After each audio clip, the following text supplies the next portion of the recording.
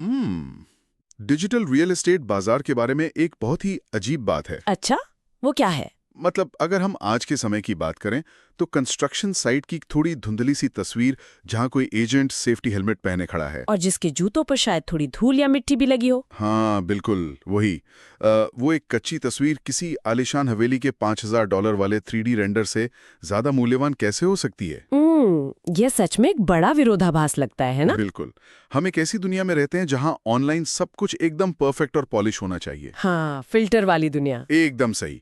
फिर भी सबसे ज्यादा असर वो चीजें डाल रही हैं जो थोड़ी कच्ची हैं, थोड़ी असली हैं। और आज हम इसी रहस्य को डिकोड करने वाले हैं। हाँ, आज के हमारे इस गहन विश्लेषण में हम एक बहुत ही शानदार रिसर्च पर चर्चा कर रहे हैं, जो कि रियल एस्टेट में ऑनलाइन पहचान बनाने के बारे में है। बिल्कुल। हमारे आज के स्रोत का नाम है digital foundations, cultivating real estate authority and trust, और हम विशेष रूप से इसके मॉड्यूल 60 को खंगाल रहे हैं। यह मॉड्यूल एक बहुत ही दिलचस्प हकीकत सामने रखता है कि डिजिटल परिदृश्य में रियल एस्टेट की सबसे बड़ी और महत्वपूर्ण मुद्रा डॉलर, रुपए या ईंट पत्थर नहीं है, बल्कि वो मुद्रा है भरोसा। ठीक है, आइए इसे विस्तार से समझते हैं। जब हम ऑनलाइन दुनिया की बात करते हैं जहां ग्राहक किसी एजेंट से आमने सामने हाथ नहीं मिला रहा है, बस एक कांच की स्क्रीन के आर पार देख रहा है, हाँ, तो यह भरोसा अचानक एक अमूर्त भावना से एक ठोस लेन देन वाली मुद्रा में कैसे बदल जाता है? देखिए, स्क्रीन के पीछे से भरोसा कायम करने की यह पूरी प्रक्रिया मानव मनोविज्ञान के लिए एक बहुत बड़ी चुनौती है। वो कैसे? जब हम किसी के साथ एक कमरे में बैठते हैं तो हमारा दिमाग अनजाने में हजारों सूक्ष्म संकेतों को पढ़ रहा होता है। जैसे उनके बात करने का तरीका? हाँ, उनके बात करने का तरीका, उनकी आंखों का संपर्क, उनकी शारीरिक भाषा। लेकिन जब वो सब एक डिजिटल प्रोफाइल में सिमट जाता है तो हमारा दिमाग स्वाभाविक रूप से सतर्क हो जाता है। बिल्कुल। डिजिटल दुनिया में अजनबी का मतलब ही जोखिम होता है। ये तो है। इसलिए भरोसा वो एकमात्र पुल है जो उस डिजिटल अजनबीपन और एक वास्तविक सुरक्षित वित्तीय फैसले के बीच की खाई को भरता है। मतलब जब तक वो पुल नहीं बनता, दुनिया का कोई भी बेहतरीन प्रॉपर्टी ब्रोशर किसी काम का नहीं है। एकदम सही कहा आपने। ये जोखिम वाली बात बहुत सटीक है। मुझे एक उपमा याद आ रही है जो हमारे स्रोत से भी मेल खाती है। अच्छा, बताइए। मान लीजिए कि किसी को रात का खाना खाना है, और वो एक नई जगह पर है। उसके सामने 2 रेस्टोरेंट हैं। एक रेस्टोरेंट अंदर से बहुत खूबसूरत है लेकिन बिल्कुल खाली पड़ा है। और दूसरे रेस्टोरेंट में भारी भीड़ है, लोग अपनी बारी का इंतजार कर रहे हैं। बिना मेनू देखे ही कोई भी इंसान क्या सोचेगा? यही कि भीड़ वाले रेस्टोरेंट का खाना पक्का बहुत स्वादिष्ट होगा। बिल्कुल। भीड़ देखकर हम खुद ही मान लेते हैं कि वो जगह अच्छी है।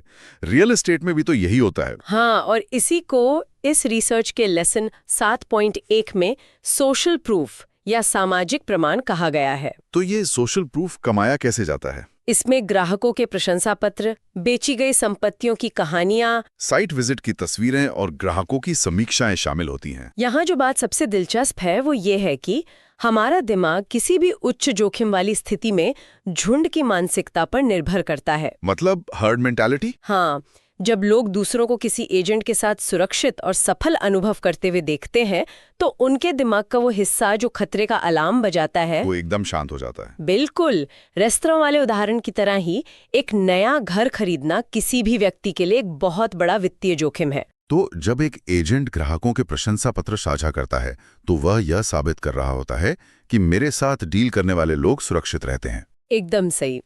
लेकिन सोशल प्रूफ सिर्फ रिव्यू तक सीमित नहीं है। हाँ, और यही बात मुझे सोचने पर मजबूर कर रही है।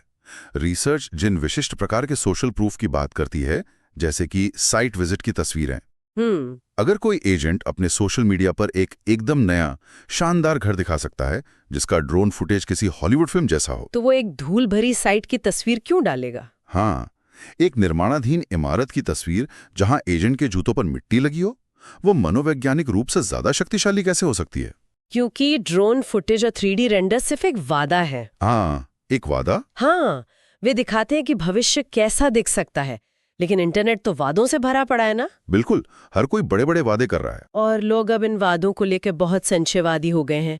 लेकिन जब कोई एक धूल भरी साइट की तस्वीर देखता है जहां एजेंट किसी ठेकेदार से बात कर रहा है या छत की ढलाई देख रहा है, तो वो प्रमाण है।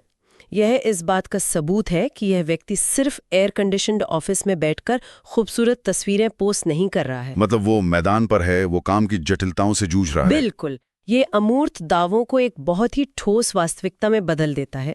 एक नया ग्राहक खुद को उस स्थिति में रखकर देख पाता है। यानी वो पसीना और वो धूल इस बात का सबूत है कि वो व्यक्ति सच में काम कर रहा है। और जब बात बेची गई संपत्तियों की कहानियों की आती है तो यह प्रभाव और भी गहरा हो जाता है। कहानियां आंकड़ों से ज्यादा कैसे काम करती हैं?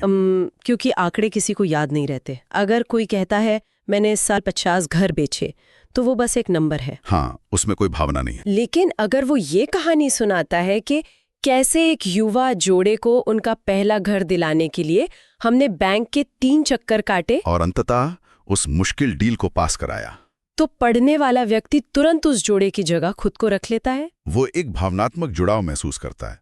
वो सोचता है अगर मेरी डील में कोई अड़चन आई तो ये एजेंट मेरे लिए भी इसी तरह लड़ेगा। बिल्कुल।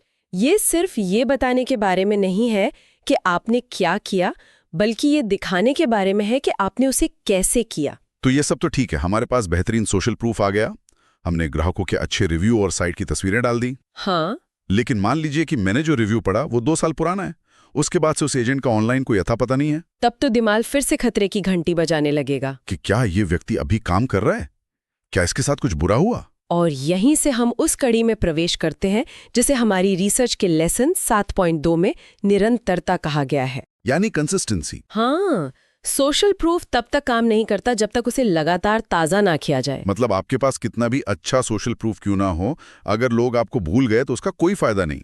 डिजिटल दुनिया में दृश्यता ही अस्तित्व है। रिसर्च में इस निरंतरता के लिए एक बहुत ही कड़ा गणित दिया गया है। वो अनुशंसित कार्यक्रम। हाँ, ये कहता है कि डिजिटल प्लेटफॉर्म पर अपनी पहचान बनाए रखने के लिए सप्ताह में 3 से 4 पोस्ट और 2 से 3 रील्स का होना अनिवार्य है। यहाँ बात सच में बहुत दिलचस्प हो जाती है। क्यों? क्योंकि मैं इस पूरे कंटेंट मशीन वाले विचार पर एक चुनौती पेश करना चाहता हूँ। कैसी चुनौती? हम पहले से ही एक ऐसी दुनिया में हैं जहाँ हर इंसान इंफॉर्मेशन ओवरलोड का शिकार है। हाँ, हमारी स्क्रीन पर हर सेकंड कुछ नया आ रहा है। ये तो सच है। अगर एक रियल एस्टेट एजेंट हर हफ्ते 7 बार कुछ ना कुछ पोस्ट कर रहा है, 3 रील्स 4 पोस्ट, तो क्या वो एक एजेंट कम और एक full time social media influencer ज्यादा नहीं बन जाएगा? ये एक जायज सवाल है। और सबसे महत्वपूर्ण बात, क्या इतनी ज्यादा सामग्री लोगों को चिड़चिड़ा नहीं कर देगी? क्या ये स्पैम की तरह महसूस नहीं होगा? अगर हम इसे बड़ी तस्वीर से जोड़कर देखें तो ये जो 3-4 पोस्ट और 2-3 रील्स का गणित है, वो सिर्फ सोशल मीडिया के एल्गोरिदम को खुश करने के लिए नहीं है। तो फिर किसके लिए है? इसके पीछे जो मुख्य कारण है वो है क्लाइंट के दिमाग में स्थिरता दिखाना। स्थिरता? हाँ, मनोविज्ञान में इसे मियर एक्सपोजर इफेक्ट कहते हैं। यह एक ऐसी घटना है जिसमें लोग केवल इसलिए किसी चीज या व्यक्ति पर भरोसा करने लगते हैं क्योंकि वे उससे परिचित होते हैं। तो आप कह रही हैं कि बार बार दिखने से ही भरोसा पैदा हो जाता है, चाहे सामग्री बहुत ज्यादा गहरी ना भी हो? एक हद तक हाँ। याद रखिए, रियल एस्टेट एक आवेगपूर्ण या इम्पल्सिव खरीदारी नहीं है। हाँ, कोई सुबह उठकर ये तय नहीं करता कि आज मैं एक घर खरीदूंगा। बिल्कुल, लोग महीनों, कई बार सालों तक बाजार पर नजर रखते हैं। इस दौरान वे सक्रिय रूप से एजेंट की तलाश नहीं कर रहे होते हैं। लेकिन अगर एक एजेंट लगातार उनकी फीड में आ रहा है, कभी बाजार के छोटे से अपडेट के साथ, कभी किसी कम्युनिटी इवेंट की तस्वीर के साथ, तो वो एजेंट उस व्यक्ति के अवचेतन में अपनी जगह बना रहा है। एकदम सही। जो एजेंट अपने काम में नियमित है, लोग उसे ही भरोसेमंद मानते हैं। और मेरे उस स्पैम वाले सवाल का क्या? स्पैम तब लगता है जब हर पोस्ट में मुझसे खरीदें, मुझे काम पर रखें चिल्लाया जा रहा हो। अच्छा, मतलब हमेशा सेल्स पिच नहीं होनी चाहिए? बिल्कुल नहीं। अगर वो निरंतरता सिर्फ एक पल्स या दिल की धड़कन की तरह है जो ये दिखा रही है कि मैं यहाँ हूँ, मैं सक्रिय हूँ, तो वो चिड़चिड़ापन पैदा नहीं करती। हाँ, वो एक ठहराव और स्थिरता का प्रतीक बन जाती है। ये पल्स या धड़कन वाली बात बहुत अच्छी है। ये एक दुकान के खुले होने के बोर्ड की तरह है। बिल्कुल वैसी ही। अगर लगातार 3 दिन बोर्ड पर क्लोज लिखा हो तो ग्राहक वापस नहीं आता। और शायद इसीलिए रील्स पर इतना जोर दिया गया है। रील्स में ऐसा क्या खास है?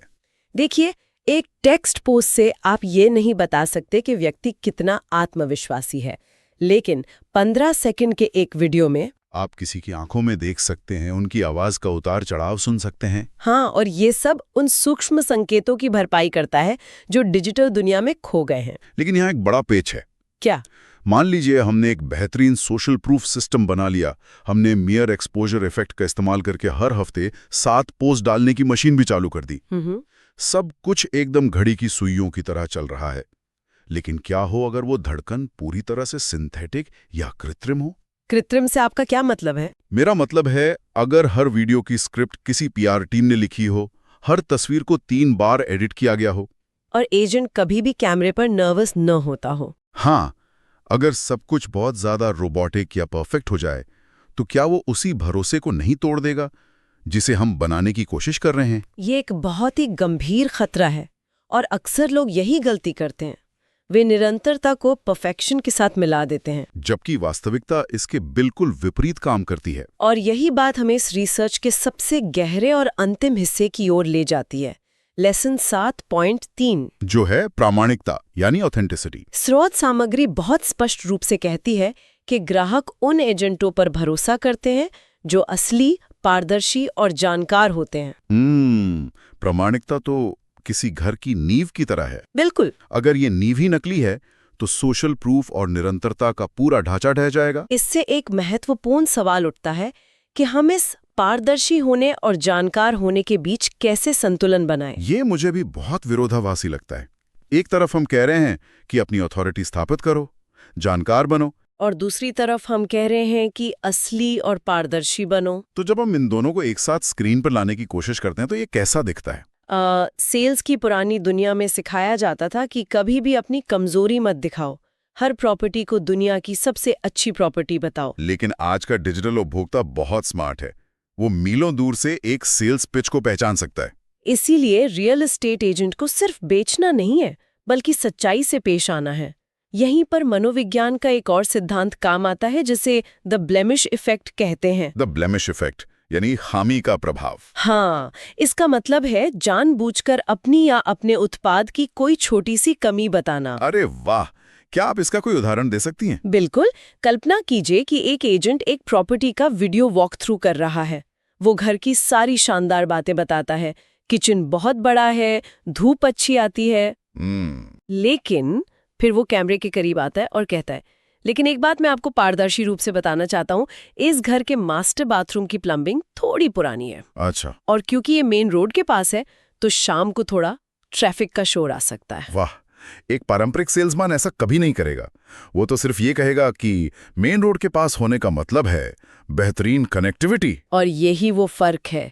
जब वो एजेंट वो छोटी सी खामी बताता है, तो दर्शक के दिमाग में तुरंत एक स्विच फ्लिप होता है। वे सोचते हैं, ये इंसान सिर्फ अपना कमीशन नहीं देख रहा है, ये मुझे फंसाने की कोशिश नहीं कर रहा है, ये मेरे हितों की रक्षा कर रहा है। उस एक छोटी सी खामी को स्वीकार करने से उस एजेंट द्वारा बताई गई बाकी सभी खूबियों की विश्वसनीयता 100 गुना बढ़ जाती है। बिल्कुल, इसे ही कहते हैं पारदर्शी और असली होना। तो जानकार होने का मतलब ये नहीं है कि आपके पास बाजार के हर आंकड़े का रटा रटाया जवाब हो। का मतलब ये है कि आप बाजार की जटिलताओं को समझते हैं। और पारदर्शी होने का मतलब ये है कि आप उस ज्ञान का इस्तेमाल सही तस्वीर दिखाने के लिए कर रहे हैं, ना कि किसी को भ्रम में रखने के लिए। एकदम सही। अगर किसी के लिए कोई प्रॉपर्टी सही नहीं है, तो उसे सीधे ये बता देना कि ये आपके लिए सही नहीं है, शायद उस एजेंट के करियर का सबसे बड़ा सोशल प्रूफ बन सकता है। बहुत खूब। जब लोग अपनी छोटी मोटी गलतियों को छुपाते नहीं हैं, जब वे कैमरे पर अपनी स्वाभाविक आवाज में बोलते हैं, भले ही वे एक बार लड़खड़ा जाएं, तो लोग उनके साथ एक मानवीय जुड़ाव महसूस करते हैं। प्रामाणिकता का मतलब परफेक्ट होना नहीं है।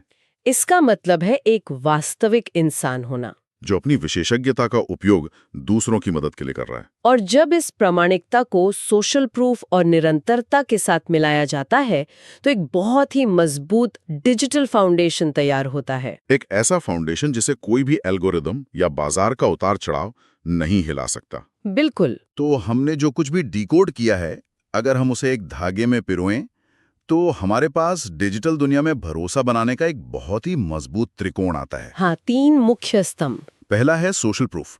सिर्फ ये ना कहना कि आप महान हैं, बल्कि उन लोगों की कहानियां और धूल भरी साइट की तस्वीरें दिखाना जो साबित करती हैं कि आप वास्तव में जमीन पर काम कर रहे हैं। आप दावों को हकीकत में बदल रहे हैं। दूसरा है निरंतरता। सप्ताह में 3-4 पोस्ट और 2-3 रील्स के माध्यम से अपनी उपस्थिति बनाए रखना। ये स्पैम करने के लिए नहीं, बल्कि मेयर एक्सपोजर इफेक्ट के जरिए एक पल्स या धड़कन बनाए रखने के लिए है, ताकि जब कोई ग्राहक तैयार हो तो आप उसके दिमाग में सबसे ऊपर हों। बिल्कुल। और इस त्रिकोण का तीसरा और सबसे महत्वपूर्ण हिस्सा जो इस पूरे ढांचे को रोबोटिक होने से बचाता है वो है प्रामाणिकता। परफेक्शन की चादर उतारकर असली इंसान बनना। द ब्लेमिश इफेक्ट का इस्तेमाल करके ईमानदारी से सलाह देना और ये साबित करना कि आपके लिए ग्राहक का हित एक सेल से ज्यादा महत्वपूर्ण है। यही वो चीज है जो असली पहचान बनाती है। तो इस सब का क्या मतलब है? मुझे लगता है ये सिर्फ रियल एस्टेट की बात नहीं है। एकदम सही।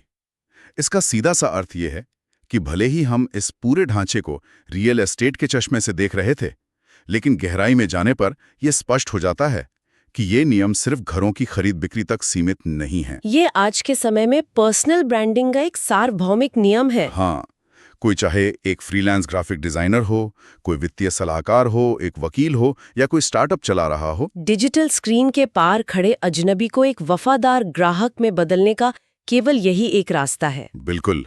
लेकिन इस पूरी चर्चा को समेटते हुए मेरे दिमाग में एक ऐसा विचार आ रहा है जो इस पूरी रिसर्च को एक बिल्कुल नए कोण से देखने पर मजबूर करता है। वो विचार क्या है? हमने देखा कि कैसे सोशल प्रूफ और निरंतरता को एक फॉर्मूले की तरह इस्तेमाल किया जा सकता है। हमने ये भी चर्चा की कि प्रामाणिकता और पारदर्शी होना सबसे ज्यादा बिकता है।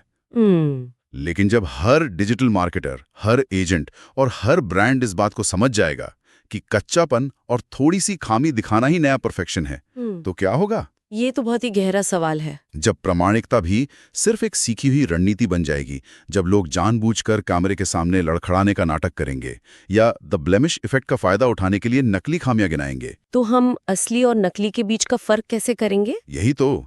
एक ग्राहक के रूप में हम ये कैसे पहचान सकते हैं कि कौन सचमुच पारदर्शी और असली है और किसने सिर्फ ऑनलाइन अच्छा दिखने की कला में महारत हासिल कर ली है? जब हर कोई जेन्युइन होने की मार्केटिंग कर रहा हो, तो असली सच्चाई को पहचानने का वो नया फिल्टर क्या होगा? ये एक ऐसा विचारोत्तेजक सवाल है जो किसी भी डिजिटल लेन देन या किसी भी नए व्यक्ति को ऑनलाइन फॉलो करने से पहले हमें खुद से पूछना चाहिए। सच में ये सोचने पर मजबूर कर देता है।